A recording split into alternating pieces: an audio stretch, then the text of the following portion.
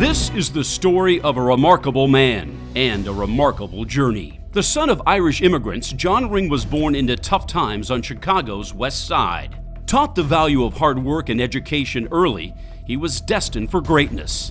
A life devoted to others, a priest for 15 years. Then, at the age of 44, he became a husband and father, a successful globe-trotting businessman, his quest for knowledge and perspective never-ending. A loving grandfather who is now passing on the lessons he's learned along the way.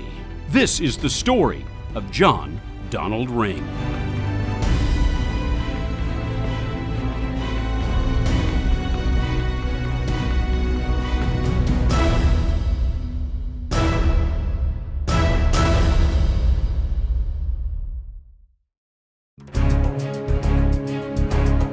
The year was 1937, and times were tough on Chicago's West Side.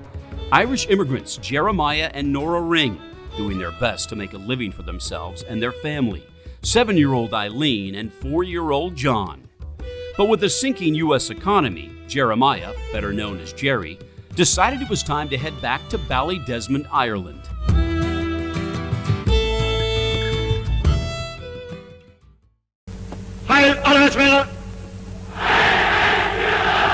But with the world on the brink of war and the Emerald Isle about to get caught up in the fray, it was back to America for the Ring clan. John made his return to the States in dramatic fashion. I was 4 years of age, and I remember a story my parents used to say when we were getting off the boat, and you get off on a gangplank, and I had dropped a balloon, and I sat down in the gangplank and was crying, and they couldn't get people off. So I started out at 4 years of age being a pain in the neck. Both Jerry and Nora brought their strong Irish work ethic with them, leaving a lasting impression on young John. Jeremiah, which everybody called him Jerry, was just a wonderful person, and he was a hard worker, and he was a very bright guy, but obviously because of circumstances, coming here with not a great education. I mean, he basically ended up being a bus driver, and a good one. Oh, she was just the warmest person in the world and just was devoted to myself and to my brother and sisters. With money borrowed from his brother, Jerry bought a house on Adams Street, and soon the Ring family added Jerry Jr. in 1939, and in 1944 Noreen was born. It was a full house on Adams, but somehow the Rings made it work. I can't imagine how we did it, but we did, and everything seemed to work out. As the war raged on, Nora helped out the cause, working at an ammunition factory. And that extra money meant something special on Friday nights. And she would always get us bring home some candy bars or some cakes, and so we were all waited for her. We saw her coming down the street. We ran down to get our candy bar. John learned the value of hard work and helping out early on. At the age of 9, he had a paper route, up at 5 in the morning to spread the news. His pay, a whopping $9 a month. You cannot imagine how wonderful it was for me to have some money in my pocket. Money was hard to come by in those days, and knowing the value of a well-earned buck was a lesson John lived by all his life, and he passed on to those around him. John Ring, I think at a very early age, realized that anything he wanted to attain in this world, in this life, he was going to have to go out and earn and work for it. Make it happen, hard work, take care of your family, put food on the table, do as many jobs as you can to make that happen. The education of John Ring formally began in 1939 at Resurrection Parish, and while he was only a first grader, he already had loftier ambitions. I was assigned to room number 4, and I came home and told everybody they were starting me in 4th grade. And nobody could convince me that I was in 1st grade. In 1947, it was decision time for John. Regular high school at St. Ignatius or seminary at Quigley. He chose Quigley and was quickly immersed in a rigorous academic environment. 5 years of Latin, 4 of Greek, and 3 of French for good measure. But it wasn't all work and no play for Ring, or as he was known at Quigley, Jack. Some people called me Jack, some people called me John, some people called me names that I wouldn't repeat. He found time to write for the school yearbook. He even tried his hand at acting. Who could forget his stunning performance as the priest in the production of The Sausage Maker's Interlude? Ring was also named captain of the basketball team, where his hook shot was next to unstoppable. Who told you about my hook shot? That's funny. Yes, I did. I had a hook shot. You know, in those days, I was probably, I was like 6 foot, 6'1". So I was one of the bigger people, so I always ended up playing center. Captain Jack was the center of attention on his team, leading them in scoring his senior season. When John was 15, he lied about his age so he could land a job as an Andy Frayne usher, making $4 for a day spent at the Windy City's famous stadiums. Cubs games, a lot of White Sox games. I went to Bears football games. I went to the Blackhawks hockey games. I went to the NBA games. After 5 years at Quigley, taking a bus, train, and subway to and from each and every day, it was time for Ring to move on, this time landing at University of St. Mary of the Lake in Mundelein, a strict environment to be sure. When I was out there for 7 years, we were not allowed newspapers. We were not allowed normal magazines. We were not allowed novels. John proved to be a productive and prodigious student, earning 3 different degrees in 7 years, a bachelor's in philosophy and a master's and STL degree in theology, many of the classes conducted entirely in Latin. And his quest for knowledge went deep into the night. There were some great writers at that time, great novelists, and I used to sneak books in there and hide them under my pillow and read them that night. Like many young Irish Catholic lads of his era, the path to the priesthood was a natural one. And in 1959, he was ordained by the Chicago Archdiocese. His first parish, St. Francis Xavier in LaGrange, Illinois. It was during this time John joined the Army Reserve, earning the rank of first lieutenant. And 4 years later in 1963, from the suburbs to the city, his next assignment, 2 miles north of the Loop in Chicago at Immaculate Conception. It was a very interesting, extremely interesting parish in many, many ways. It was very exciting. It was very exciting times, and and I met some really interesting people. The parish was a melting pot. Puerto Ricans mingled with the African Americans from Cabrini Green. Hippies and folk singers filled the streets, and nearby the wealthy enclave known as the Gold Coast. One night, while hosting a dance at the church, John got to know one of the locals up close and personal. He had a reputation in the neighborhood, and I wouldn't let him in. So he turned his back on me, and then all of a sudden came around with a knife and took a strike at me. And he didn't cut me, but I jumped back and he cut my coat. When he wasn't on the wrong end of a knife, John was busy trying to raise money for the parish, and one day that included a stop at that famous Chicago watering hole known as Butch McGuire's. I went over there, and I had never been in there, and I went and sat at the bar, and I just had an old jacket on, and I said, "I'm looking for Butch McGuire," because I had never seen him before. He said, "I'm Butch McGuire." I said, "Oh, good." I said, "You don't know me, but I'm your pastor." McGuire stepped up and gave generously to the parish. But soon, the next chapter of John's remarkable journey was about to unfold. After a trip to Puerto Rico to visit the Catholic University there, John was offered a position. And while he didn't think it was a good fit, his mom had already read otherwise. And I said, "I'm not going to do this." And she said, "Well, you're too late. It was in the paper today. You've been transferred to Puerto Rico."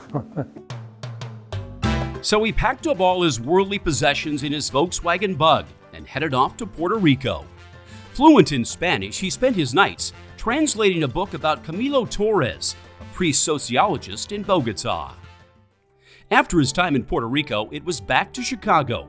In 1971, the Catholic Church was in search of a new direction, and they wanted John and Dennis Gainey to write a book about where the church was heading. They were writing a series about what modern Catholics think about baptism, what modern Catholics think about this. And then they wanted to do a book about what modern Catholics think about priesthood. 3 years later, he was working non-stop and becoming more and more concerned about how traditional the church was becoming. The church was changing, and so too was John Ring. They allowed you to take a leave of absence. I thought, I think I'll take a leave of absence. And so I got permission to do that. And so I left and got a job. So at the age of 41, Ring stepped away from the priesthood and found himself in unfamiliar territory, a brand new job and a brand new life. I had to rent an apartment and buy some furniture from Sears on time, and I borrowed money from my parents to buy clothes. In the years that followed, Ring worked his way up to VP of Human Resources at Universal Oil Products as he traveled the world, Europe, Asia, South America, the Middle East, and even Siberia. Then in 1979, Ring's world changed forever. It was the year he met the love of his life, Kathleen Patricia Flynn. Although Kathy was less than head over heels after that first encounter. I thought he was a know-it-all. I thought he was a little bit of a snob, and I didn't think he was that interested in me. And it bothered me because I cried all the way home. While he may not have shown it right away, John was smitten by the vivacious Irish lass. She was, very normal, down-to-earth kind of person, and had a lot of the same values that I had. A widow for over a year, Kathy had 2 young children to look after. Tim was 10 and Molly 5 when they met John for the very first time. When you're a young kid and you just went through kind of a really, really rough time, there was kind of this light that came into your life, and you knew it made your mom happy. I met the 2 children and I fell in love with them. Tim was 10 and Molly was 5. It wasn't easy being the new man in their lives, but Kathy knew early on John's heart was in the right place. Any guy that is willing to go out and buy a 10-foot Pink Panther can be a part of my family. When they were first dating, I got a ginormous Pink Panther stuffed animal doll. He was trying to win me over with gifts. My life had been institutionalized since I was 14, pretty much. And so I, never had a family. All of a sudden, I had a family. It was like wonderful. John fell in love with Kathy's crew, and the feeling was mutual. So one night at his downtown condo, John proposed marriage. Well, sort of. I was stirring the cauliflower soup, and he said, "I think I need a drink." And I said, "I know." I said, I know you, because you want to marry me. Romeo he was not, but after petitioning the Pope and receiving his blessing, on December 29th of 1979, John and Kathy were joined in holy matrimony at St. Paul of the Cross in Park Ridge, Illinois. So I had to write a letter to the Pope, and I did, and I went through the whole legal process, and I got relieved of all of my vows and so on, and then we got married. I was kissing and hugging everybody and welcoming everybody, and it was a very exciting day for me. The brand new family moved to Barrington to start their new life together. For John, becoming an instant father was at times overwhelming. I really tried to be a good father, and I was new at the game, and so I'm sure I made some mistakes, but I tried to.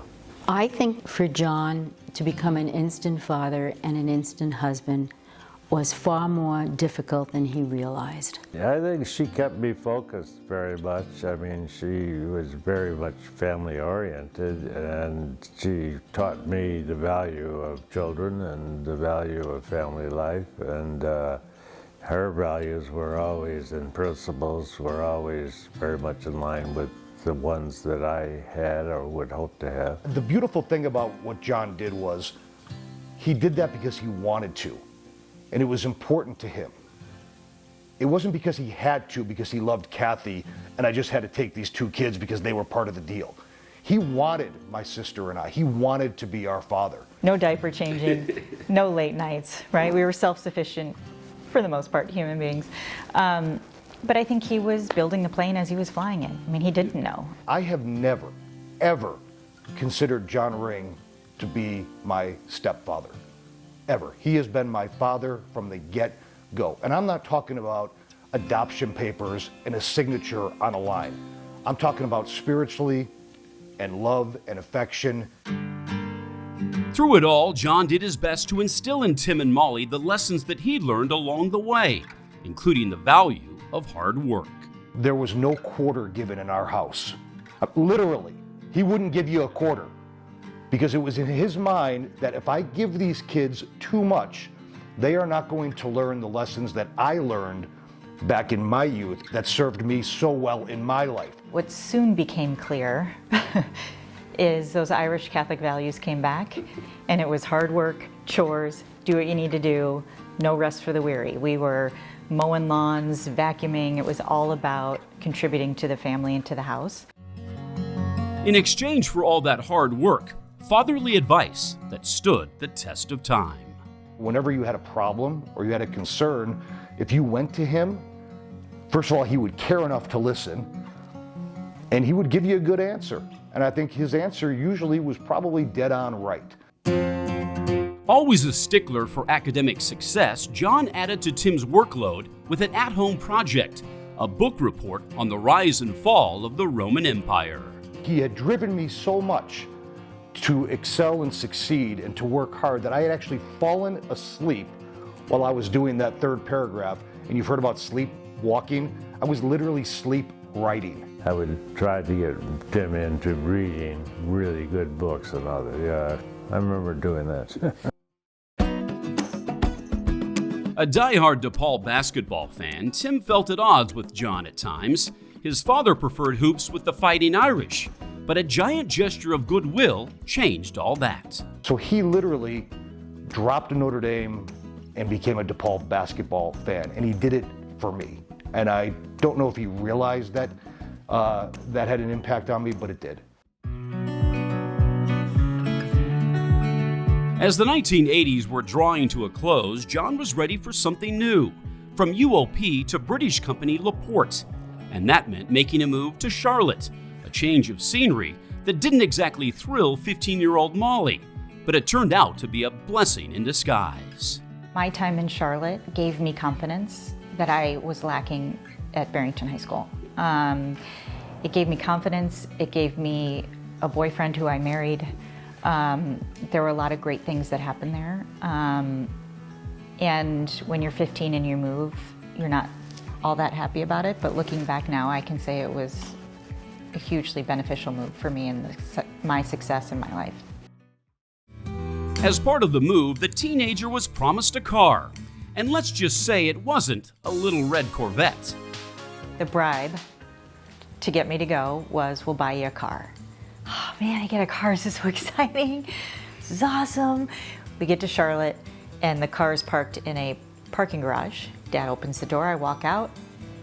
It's a cherry red Ford Festiva that he bought for $2,000 from a coworker. Wah, wah. The Festiva met its demise when Molly crashed it into Ryan's car on their way to a high school exam. Meantime, Tim was plugging away at a business degree at DePaul. Deep into his junior year, he had a change of heart. The allure of sportscasting had him hooked. And to his surprise, John didn't object. He never, ever once questioned me or told me I was making a mistake or you shouldn't have done this, or you're a jackass, or you're an idiot, or what are you doing? You're going back to the business school. He never did that. Although John remembers it a bit differently. I'm going to punch him right in the mouth, but then I realized that I just spent $3,000 on his teeth. And so I felt, well, I can't do that. ASU sweeps the season series from the Wildcats. Thankfully, Tim's teeth remained intact, going on to an award-winning career in sportscasting, with stops in major markets like Miami, Denver, and Phoenix, working with some incredibly talented people along the way. While Tim was carving out his niche in TV, Molly was a shooting star in the world of sports marketing, making a mark with brands like Gatorade and Converse, and later an Academy Award-winning collaboration with NBA superstar Kobe Bryant. Oh, I'm very proud of Tim and Molly. Both of them, they're not only highly professional and competent, but they're good people, and they have both things that I admire. As their careers were taking off, John's was winding down, retiring at the age of 63 to enjoy the good life. Well, I thought I would probably be able to go on the PGA Tour, but that didn't work out. When his pro golf career didn't pan out, John and Kathy traveled the world, including a trip to Ireland in 1998 with Tim and Molly. Little did they know their cottage in Killarney came with some uninvited roommates. My sister and I were enjoying the Guinness quite a bit. It was our first experience drinking real Guinness. And we took our liberties with drinking the real Guinness. So we got home from the bars, and I'm like, hey, let's watch the Bulls. And we hear something on the countertop. We don't know what that is. We go over, and Tim sees a brown mouse on the kitchen counter. And I don't know what to do, so I take off my shoe and I start throwing shoes at the mice. And I come downstairs and it's so cute, the windows and little box geraniums. And I'm looking at all these little black things all over the counter. And I said, John, we have mice. He said, no. I said, oh no, I know we have mice. We saw them last night at 3:30 in the morning, and I was throwing my shoes at them. My mother said, that's it, we're not staying here. Like Frank Costanza, we're out! We're not staying here. Where are we staying? This is terrible. We are out of here. And we were. In addition to all that exciting travel, John's retirement has also been filled with great joy, thanks to 5 incredible grandchildren. Tim and Faye with Connor, Dylan, and Dodger. Molly and Ryan with Flynn and Cade. One of the benefits of being a grandfather? Free technical support. When I went to school, there were no computers and there were no calculators, there were none of that. And I was sitting with my grandson and I had my iPhone out, and for some reason I couldn't figure out. And I said, oh, darn it, I don't know. He said, give it to me. He took it and he fixed it. And I thought, oh, I'm in trouble. All 5 of them, they absolutely love. John Ring is a fantastic grandfather. He loves those kids. My grandfathers were both passed away before I was born. So to see that kind of interaction with my dad and my kids, it really warmed your heart because you knew it meant so much to him. He's evolved into somebody who knows how to laugh with them and tell jokes with them and have silly moments with them. And those are some of the things that we missed growing up. So it's nice to see that he is taking in what it can be like having children around you. Being a grandfather has also brought out the softer, more emotional side of John, something Kathy knew was in him all along. Not too long ago, I went into my study, and on my desk there was an envelope, one of those long envelopes, and on it was to the most beautiful girl in the world. 42 years together, ups and downs, love, laughter, tears. A most unlikely journey. And through it all, Kathy has great appreciation for the man who helped to make her family whole once again. His loyalty, his supreme honesty, his seriousness, his intelligence, a sense of knowing that he cared a lot about me and the children. That was it. I mean, what could you ask for? They're still standing, and they're still here, and they're still together, and I know they love each other. They love their children. They love their grandchildren. They love their friends, and they love their life. And I think at the end of the day, if that's not a success story, I don't know what is. So as the sands of the hourglass begin to dwindle, there is time for reflection, memories of a life well lived, and thoughts of legacy. Lessons learned to be shared and treasured by generations yet to come. He wants to be remembered as a guy who helped society, and mostly he wants to be remembered as a great father and a good husband.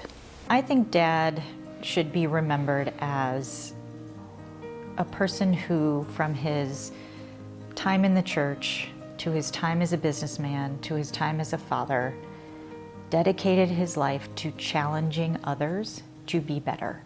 Always challenging those around him to be better and doing what he can to help that person be the best version of themselves. So when he checks out, he's going to look back and say, that was one hell of a life well lived.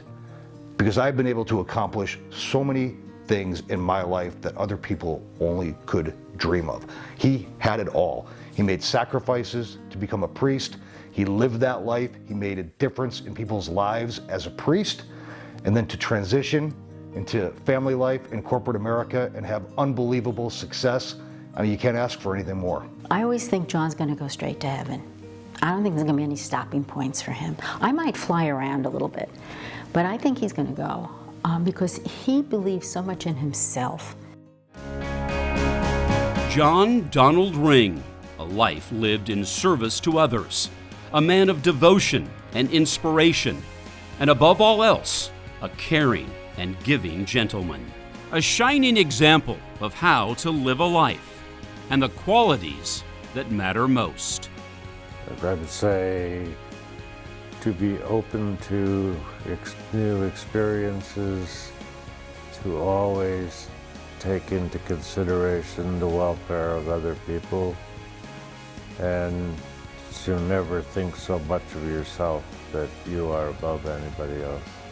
Something like that.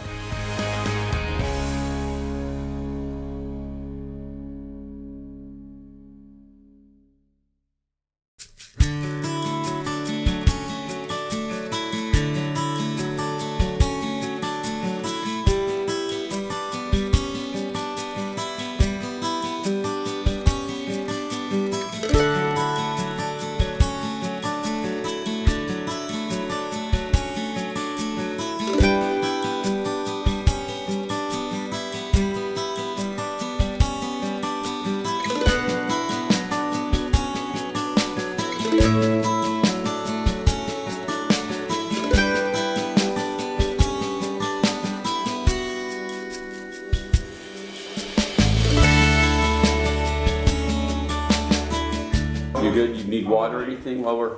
Daddy, you need water? No. And if you ever want to take a break, whatever, let us know. Yeah, if you need a break, let me know. Okay. All right. Let's take a break.